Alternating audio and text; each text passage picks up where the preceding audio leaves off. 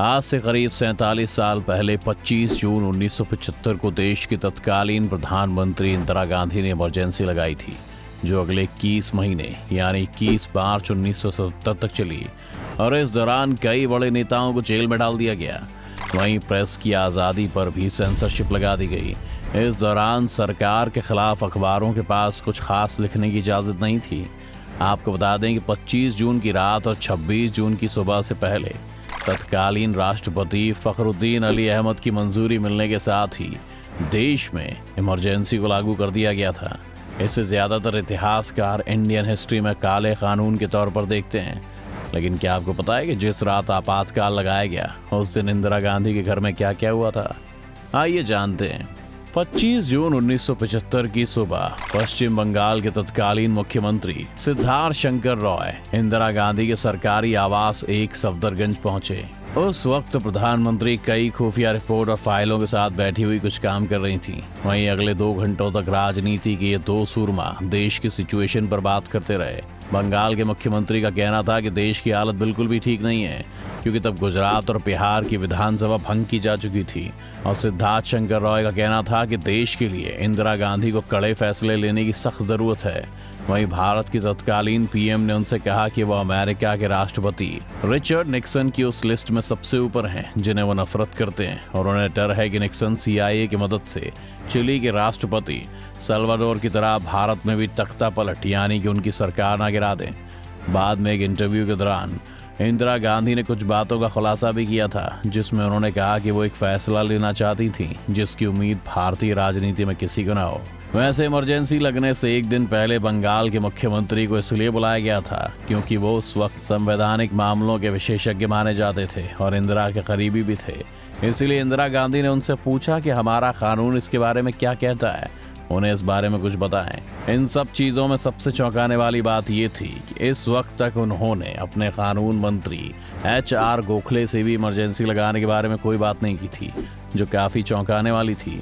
वहीं बंगाल के मुख्यमंत्री राय ने कहा कि मुझे संविधान क्या क्या अनुमति देता है इस बारे में पढ़ने और समझने के लिए थोड़ा समय दीजिए। इंदिरा ने इस बात पर हामी भर दी और जल्द से जल्द वापस आने की बात कही। इसके बाद राय ने दिल्ली में ही बने अपने सरकारी आवास पर जाकर न सिर्फ भारत बल्कि अमेरिका के संविधान को भी पढ़ा और दोपहर 3:30 पर वापस एक सफदरगंज लौटे। वहीं अब जो वो इंदिरा गांधी को बताने वाले थे उसने भारतीय राजनीति को पूरी तरह से पलट कर रख दिया, क्योंकि राय ने इंदिरा को बताया कि वो आंतरिक गड़बड़ियों से निपटने के लिए कॉन्स्टिट्यूशन की धारा 352 के तहत इमरजेंसी लगाने की घोषणा कर सकती हैं। तब इंदिरा गांधी ने राय से कहा कि वो इमरजेंसी लगाने से पहले इस बात को कुछ चंद लोगों के अलावा मंत्रिमंडल के सामने भी नहीं रखना चाहती हैं, क्योंकि राय को कानून की अच्छी समझ थी। लिहाजा उन्होंने प्रधानमंत्री से कहा कि वो राष्ट्रपति से ये कह सकती हैं कि मंत्रिमंडल को बताने का उनके पास समय नहीं था। सारी बातें खत्म होने के बाद इंदिरा ने राय से कहा कि वो इस प्रपोजल को लेकर राष्ट्रपति के पास चले जाएं। ये बात उन्हें बिल्कुल भी अच्छी नहीं लगी और उन्होंने इसका काफ़ी तल्ख अंदाज में जवाब दिया। उन्होंने कहा कि देश की प्रधानमंत्री आप हैं, मैं तो सिर्फ मुख्यमंत्री हूँ, लेकिन आप चाहें तो मैं राष्ट्रपति भवन तक आपके साथ चल सकता हूँ। ये सभी बातें करते करते लगभग 2 घंटे का समय बीत चुका था और शाम के 5:30 बज चुके थे। जब ये दोनों राष्ट्रपति के पास पहुंचे तो इंदिरा गांधी ने देश के राष्ट्रपति फखरुद्दीन अली अहमद को सारी बातें बताई, क्योंकि उनकी कानूनी इजाज़त के बिना ये सब होना मुमकिन नहीं था। इंदिरा की पूरी बात सुनने के बाद राष्ट्रपति ने इमरजेंसी लगाने के लिए ज़रूरी कागज़ बनवाने और उनसे मंजूरी लेने के लिए कह दिया। वहीं जब राय और गांधी प्रधानमंत्री आवास पर पहुंचे तब तक काफ़ी अंधेरा हो चुका था। इसके बाद बिना कोई देरी किए राय ने इंदिरा के सचिव PN धर को ब्रीफ किया ताकि वो समय रहते सारे कागज़ बनवा सकें। देर रात RK धवन राष्ट्रपति के पास पहुंचे और उनसे आपातकाल लगाने के लिए मंजूरी ले आए। आपकी जानकारी के लिए बता दें कि RK धवन इंदिरा गांधी के स्टेनोग्राफर यानी टाइपिस्ट थे। एक स्टेनोग्राफर आम के कंपैरेटिवली काफ़ी तेज टाइप कर सकता है। वहीं इंदिरा ने आदेश दिया कि उनकी कैबिनेट के सभी मंत्रियों को सुबह 5 बजे फ़ोन करके अगले 1 घंटे में होने वाली मीटिंग के बारे में बता दिया जाए। अब देश में लगाई जाने वाली इमरजेंसी की तैयारियां करते करते काफ़ी रात हो चुकी थी और बंगाल के मुख्यमंत्री प्रधानमंत्री के द्वारा पढ़े जाने वाले भाषण को तैयार कर रहे थे। जो अगले दिन मंत्रिमंडल की मीटिंग के बाद रेडियो पर पढ़ा जाने वाला था। वहीं आर.के. धवन, संजय गांधी और ओम मेहता अगले दिन गिरफ्तार किए जाने वाले नेताओं की लिस्ट बना रहे थे। वहीं ओम मेहता की बात की जाए तो वो इंदिरा की सरकार में गृह राज्य मंत्री हुआ करते थे। ये तीनों अगले दिन छपने वाले अखबारों को रोकने के लिए तरह तरह की योजनाएं बना रहे थे, जिसमें ये डिसाइड किया गया कि क्यों ना अखबार छपने से पहले बिजली को काट दिया जाए, ताकि आने वाले कई दिनों सरकार के खिलाफ ना लिखा जा सके।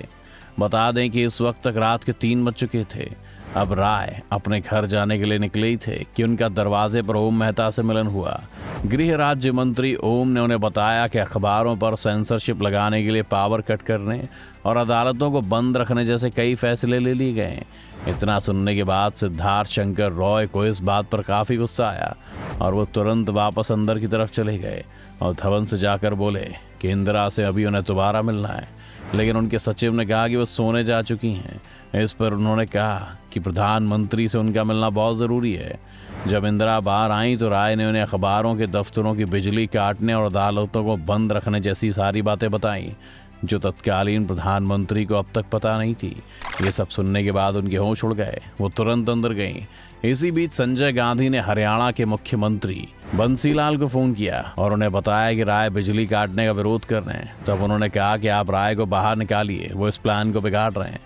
इसके बाद जब इंदिरा वापस आई तो उनकी आंखें एकदम लाल थीं और उन्होंने राय से कहा कि अदालतें बंद रखने और अखबारों को छपने से रोकने का आइडिया संजय का था। प्रेस की आज़ादी पर कोई पाबंदी नहीं लगाई जाएगी और अदालतें भी खुली रहेंगी। ये सुनने के बाद राय ये सोचकर वापस लौट गए कि सब कुछ ठीक हो गया है। लेकिन जब इंदिरा सोने गई तब देर रात ही बड़े बड़े नेताओं की गिरफ्तारी होनी शुरू हो चुकी थी। सबसे पहले जयप्रकाश नारायण और मोरारजी देसाई को हिरासत में ले लिया गया। उस वक्त सिर्फ 3 ही नेता ऐसे थे जिन्हें किसी भी हालत में बाहर नहीं करने के आदेश दिए गए थे। इनमें तमिलनाडु के नेता कामराज, बिहार के समाजवादी नेता जयप्रकाश नारायण के साथ गंगा शरण सिन्हा और पुणे के नेता एस.एम. जोशी का नाम शामिल था। अब सुबह 4 बजे अखबार छपने वाले थे कि उनकी बिजली काट दी गई। सुबह सिर्फ हिंदुस्तान टाइम्स और स्टेट्समैन जैसे 2 अखबारों को ही पब्लिकेशन हुआ, क्योंकि उनके ऑफिस बहादुर शाह जफर रोड पर नहीं थे। सुबह 6 बजे जब कैबिनेट मंत्रियों की मीटिंग शुरू हुई तो इसमें 8 कैबिनेट और 5 राज्य मंत्रियों ने हिस्सा लिया। वहीं 9 मंत्री उस वक्त दिल्ली से बाहर थे, जिस वजह से वो इस मीटिंग में शामिल नहीं हो पाए थे। वहीं इस बैठक में मौजूद सभी मंत्रियों को गिरफ्तार किए जाने वाले नेताओं के नाम के साथ साथ ये भी बताया कि इमरजेंसी को लगाने की जरूरत क्यों पड़ी। वहीं इतने सारे नेताओं में सिर्फ एक ही नेता ऐसे थे जो इंदिरा के उनके फैसले के बाद कई सवाल कर पाए। ये थे रक्षा मंत्री स्वर्ण सिंह। उनका सवाल था कि किस कानून के तहत ये गिरफ्तारियां की गईं। इसका जवाब भी तत्कालीन प्रधानमंत्री ने एक लाइन में दिया, जिसके बाद इस पर कोई चर्चा नहीं हुई। वहीं पीएन ने अपनी किताब Indira Gandhi the emergency and Indian democracy में लिखा कि इमरजेंसी का अप्रूवल देने वाली मीटिंग सिर्फ आधे घंटे में खत्म हो गई और किसी ने भी इंदिरा के डर के आगे इस फैसले को चुनौती नहीं दी। इसके बाद अखबारों के एडिटर्स की मीटिंग खत्म करते वक्त प्रधानमंत्री ने इंग्लिश में कहा था कि when I impose the emergency, not even the dog bark। तो दोस्तों, क्या 1975 में इंदिरा गांधी का देश के अंदर इमरजेंसी लगाना सही फैसला था? हमारे चैनल को सब्सक्राइब करके बेल आइकन दबाने के बाद जरूर बताएं।